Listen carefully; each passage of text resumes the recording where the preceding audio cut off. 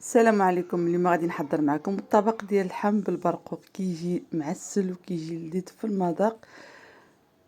نخليكم على المقادير وطريقه تحضير فرجه ممتعه.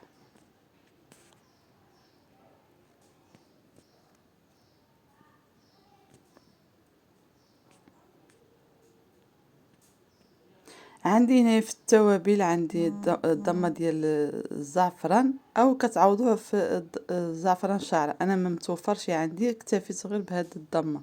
عندي هنا التوابل ديال اللحم، الخرقوم، القرفه، السكينجبير.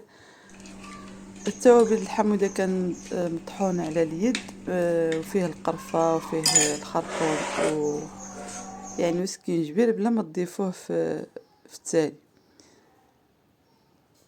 صافي هنايا كنضيف واحد نص كاس ديال الماء وكنخلط ديك التوابل مزيان مع حتى كتذوب ديك ضمه الزعفران.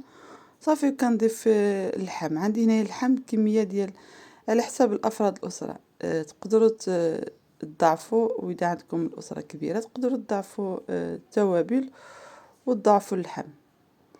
صافي انا نخليها في الترقيده واحد 10 دقائق فقط. صافي غير 10 دقائق كافيه. عندي هنا بصله متوسطه، بصله صغيره، غير ضيف حتى عندي بصله صغيره. واذا عندكم بصله كبيره كتكتفيو غير بوحده. في هذه الكميه اللي ضفت انا، اذا كان اللحم كتير كتضاعفوا البصله. صافي انا جبت هاد البصله هذه بيضاء، يعني تقدروا تضيفوا حتى البصله اخرى، يعني ديك الحمراء هذه كتجي حتى هذه كتجي لذيذه في اللحم. صافي انا قطعتها على الشرائح هيدا، شرائح الصغار. صافي انا كنضيف واحد نص كاس ديال الزيت مخلطه، شويش زيت الزيتون، شويش ديال الزيت نباتي. صافي كنضيف ديك البصله فوق اللحم، وكنضيف واحد شويش ديال البقدونس المعكنوس، غير معكنوس، صافي غير شويش. صافي كنحركو هيدا مزيان وكنضيفو فوق النار وكنخليه حتى كتشحر وكطيب ديك البصله كتنزل مره. عاد غادي نضيف لها شويش ديال الماء. هنا بعد ما نزلت البصله وتشحرت مزيان، ديك اللحم تشحر مزيان، كنضيف قليل من الماء غير كيتغطى لي اللحم. صافي هنايا بعد ما طاب لي اللحم، طاب الزبده دغيا كيطيب اللحم فتي. صافي كنعملو هنا في الطبق تقديم وكنضيف عليه المرق.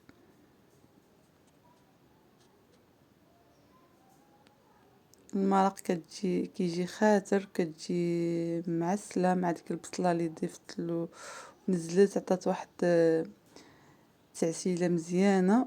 وفي الاخر بعد ما طاب لي اللحم خليت حتى المرقه حتى خليت غير شويش اللي ضفت في الطبسيل. صافي هنايا كنضيف البرقوق. سلقته من قبل ما صورت ملي كنت كنطيب البرقوق ومشميش واللوز. الطريقه سهله وكل شيء كيعدلو. البرقوق ملي كيطيب كنضيف له شويه السكر او العسل اللي بغيتو، وشويه القرفه وشويه الماء الزهر، وفي الاخر كنضيف له واحد ملعقه ديال الزبده وكنخليه حتى كيطيب كيتعسل. المشماش كنضيف له العود ديال القرفه وشويه ديال السكر وشويه الزبده. هنا المشماش كنعملو هيدا على شكل وريده، كنعمل وحده فوق وحده كتشكل لي كوريده. وهاد الحب ملوكه كانت عندي وضفتها للتزيين فقط، اختياريه ماشي ضروري، يعني كانت عندي في الدار وقلت علاش لا ما نزوقش بها وصافي.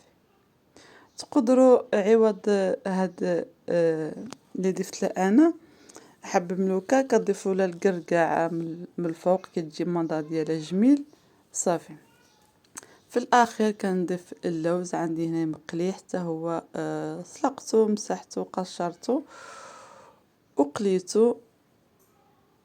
صافي هنا كنزين باللوز، كنضيف اللوز من الفوق وصافي.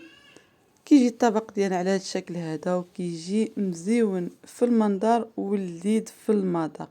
اللذه ديالو لذيذ بزاف، كيجي في المذاق ديالو فحال هذاك ديال الأعراس. كنتمنى الفيديو يعجبكم، كنتمنى الوصفة تجربوها، وكنتمنى تكون خفيفة على قلوبكم. بالصحة والراحة، إلى الفيديو القادم إن شاء الله، وبسلام عليكم.